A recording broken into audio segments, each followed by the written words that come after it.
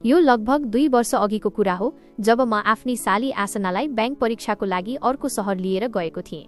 मेरो ससुरा एक सरकारी कार्यालयमा काम गर्नुहुन्छ। उहाँ अनुशासित र इमानदार व्यक्ति हुनुहुन्छ। उहाँका 2 छोरीहरू छन्, मेरी पत्नी अनुराधा र कान्छी छोरी आसना। आसना मेरी श्रीमती भन्दा 2 वर्षले कान्छी हुन् र अहिले पनि अविवाहित छिन्। त्यो समय म स्वयं पनि अलिक फुर्सदमा थिएँ। एक बिहान ससुराले मलाई फोन गरेर भन्नुभयो, नवीन, आसनाको ब्याङ्कको परीक्षा अर्को सहरमा परेको छ, म छुट्टी लिन सक्दिनौ। तिमी उसलाई साथ लिएर परीक्षा दिन लैजान सक्छौ? मैले तत्कालै सहर्ष भने, हजुर, कुनै चिन्ता नलिनुहोस्, म लिएर जान्छु। उहाँले अनलाइन नै स्लिपर बसको डबल सिटको टिकट काटिदिनुभयो। परीक्षाको अघिल्लो दिन साँझ हामी बस चढ्यौं। स्लिपर बस थियो, लामो यात्रा, अनि सँगै एकजना चिनेको व्यक्ति हुँदा केही सहज महसुस भइरहेको थियो। मैले आसनालाई सोधेँ, तिमी तयारीमा कति विश्वस्त छेउ? उनी मुस्काउँदै भनिन्, चिकित्सा त होइन, तर मेहनत गरेकी छु, अब भगवानको भर। रातको बस यात्रा शान्त थियो। हामी दुवै आफ्नो छेउको साइडमा पल्टियौं। केही बेरसम्म मोबाइल चलायौं, सामान्य कुराकानी गर्यौं। एक छिनपछि उनी निदाइन्। म पनि आधा निद्रामा थिएँ।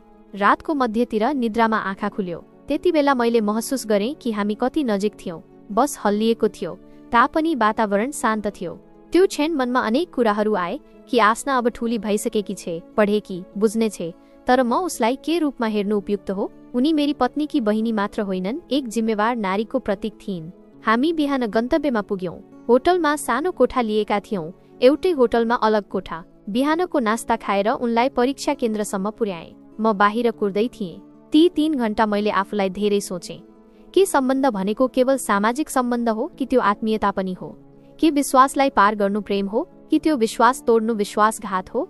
आसना परीक्षा सकेर फर्किन्, थकित थिइन्, तर अनुहारमा सन्तोष थियो। लगभग सबै प्रश्न मिल्यो, उनले खुसी हुँदै भनिन्। हामी होटल फर्कियौं। मैले सोधेँ, आज कसरी महसुस गर्यौ? उनी केही बेर चुप भइन् अनि भनिन्, जिजु, तपाईलाई थ्याङ्क यू भन्नु थियो। तपाईले आज मेरो लागि जे गर्नुभयो त्यो बाबुको कर्तव्य जस्तै हो। मैले लजाउँदै भने, तिमी त मेरो पनि परिवारकी सदस्य हौ। तिमी सफल हुनु, यही त हाम्रो खुसी हो। त्यस रात हामी कोठामा बसेर सामान्य टिभी हेर्यौं। उनले मेरी श्रीमती र आफ्नी दिदीको कुरा गर्दै भनिन्, दिदी भाग्यमानी छिन्। तपाई जस्ता जीवनसाथी पाउनु सबैको नसिबमा हुँदैन। मैले गम्भीर स्वरमा भने, भाग्य भन्नु भनेकै जिम्मेवारी हो र हामीले सम्बन्धको सीमालाई कहिल्यै नाग्नु हुँदैन। उनी मौन भइन्। त्यही मौनतामा धेरै कुरा समेटिएको थियो, केही अबुझ भावना, केही असमाप्त सन्दर्भ। भोलिपल्ट हामी काठमाडौँ फर्कियौं। ससुरालाई सम्पूर्ण घटनाक्रम भन्यौं र आसना खुसी मनले आफ्नो तयारीलाई अझ अगाडि बढाइन्। मैले त्यो यात्राबाट एउटा जीवन पाठ पाएँ, भावनाहरू बलिया हुन सक्छन्, तर विवेक बलियो हुनुपर्छ। सम्बन्ध केवल स्नेह होइन, मर्यादा पनि हो।